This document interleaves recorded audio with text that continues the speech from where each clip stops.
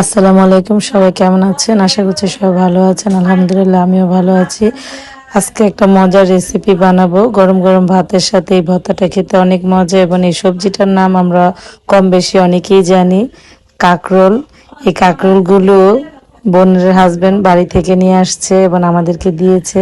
তো আমার কাছে ভাজি কিংবা তরকারি খেতে একদমই ভালো লাগে না, আমার কাছে ভর্তা বানিয়ে খেলে সবচেয়ে বেশি ভালো লাগে। আবার অনেকে জানিই না যে এটার ভর্তা কিভাবে খেতে হয়। যেমন একবার আমাদের দেশের বাড়িতে গেছি, আমার তালতো বোনেরা জানিই না যে এটার ভর্তা কিভাবে বানিয়ে খেতে হয়। তারপরে আমার আপা সবাইকে শিখাই দিছে এবং তারা অনেক মজা করে ভর্তা বানিয়ে ভাত খাইছে আর কি।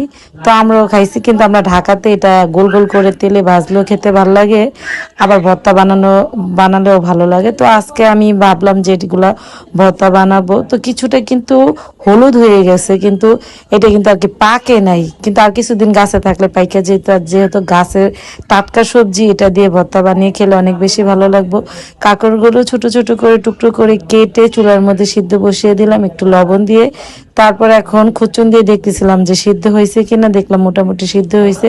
তারপর আমি পানিগুলো একদমই কাঁকড়ের শুকিয়ে ফেলছি। এখন আমি আমার পরিমাণ মতো ঝাল যেই রকম খাবো ওই রকম পরিমাণে শুকনা মরিচ নিয়ে নিলাম, আর বসে পড়লাম ভর্তার জন্য পেঁয়াজ কাটার জন্য। যেহেতু ভর্তা বানাবো, পেঁয়াজের পরিমাণটা একটু বেশি দিব।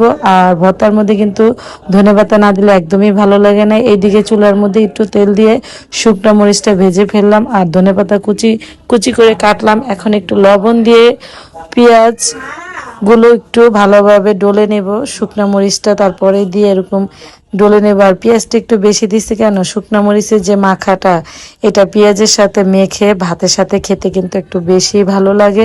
তারপরে আমি মরিচগুলো এভাবে ডলে একদম ফিনিশিং দিয়ে নিলাম। এরপরে আমি পেঁয়াজের সাথে মরিচগুলো খুব ভালোভাবে একটু মাখিয়ে নিচ্ছি।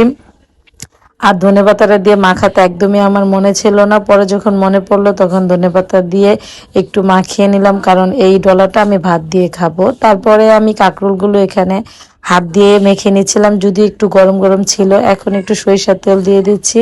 ভর্তায় আবার সরিষার তেল না হলে কিন্তু খেতে একদমই ভালো লাগে না, কারণ সরিষার তেলের গ্রানটা অনেক ভালো লাগে। আর এর মধ্যে দেখি ভর্তার মধ্যে একটু লবণ কম হয়েছে, তারপর আবার একটু লবণ দিয়ে মাখিয়ে ব্যাস আমার ভর্তা বানানো কিন্তু কমপ্লিট।